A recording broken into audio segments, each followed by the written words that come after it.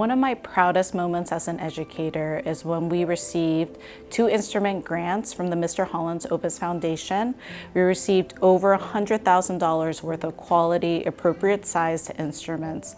Today we're going to open some of the instruments we received. Isn't that exciting? To be able to have instruments of the appropriate size allowed our program to really flourish, and ultimately being a part of the Academy Award nominated documentary Joe's Violin. These connections led to various performance opportunities. We're invited to perform at performances in the community all around the country, including at Carnegie Hall, Yankee Stadium, Museum of Tolerance in California, as well as WQXR, the Green Space. We were also invited to perform for many distinguished guests, including the Honorable Sonia Sotomayor, Stephen Colbert, Ed Helms. All of these experiences truly gave my students the vision that with hard work, opening up their horizons, being able to reach for the stars has truly shaped their lives, not only as musicians, but as individuals. I met Miss Coco when I started kindergarten, and to this day, she remains one of the most inspiring and influential educators that I've ever had. She was not only an amazing teacher who made me look forward to violin class every single day and instilled a love of music in me. I have always admired her willingness to truly connect with and try to understand every single one of her students. Ms. Coco's passion for music, teaching, and positively impacting all of her students' lives shone through every single day. I look back fondly at the times when my friends and I would opt to spend our lunch and recess in Ms. Coco's classroom because we felt that class was just not enough time to spend with her. I will forever be grateful to have had such a talented, authentic, and compassionate person as one of the first teachers and role models in my life. One of the significant challenges that I face as an educator is the wide spectrum of learners that I've had within a single classroom. Whether students have special needs, or the English as a second language learner, or in the gifted and talented program, our district really holds the vision of inclusivity for all.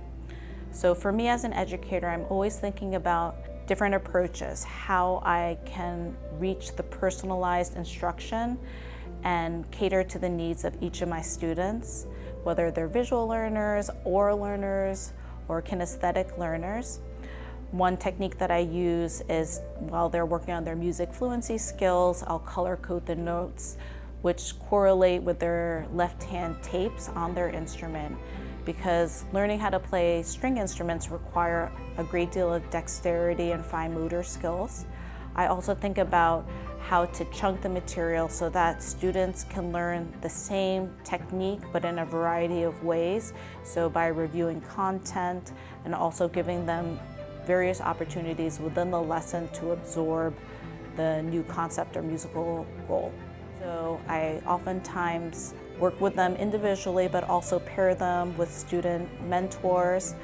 This has been super helpful, as well as demonstrating or providing many visual cues so that students can constantly absorb the musical concept learned in the class and also gain the critical thinking skills to be able to work on those techniques at home and within their individual practice routines. We have many students in our district that move from countries abroad, and oftentimes it can be quite daunting for them. But being able to be a part of a music ensemble right away, because I truly believe that music is the universal language.